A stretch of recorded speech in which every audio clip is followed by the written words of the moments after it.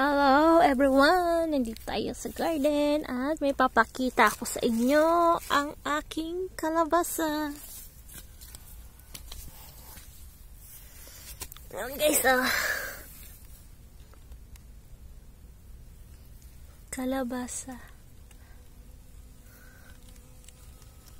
Ang cute. Small pa lang ang aking kalabasa. Ano pa tayo? Only one lang.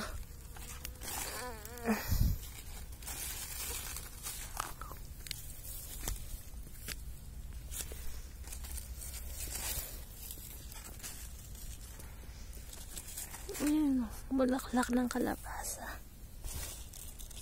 Only one pa lang. Wala pa siya. Isa pa lang ang kalabasa. Pero may mga bulaklak na. Mas marami ang bulaklak. Yan guys, ang kalabasa.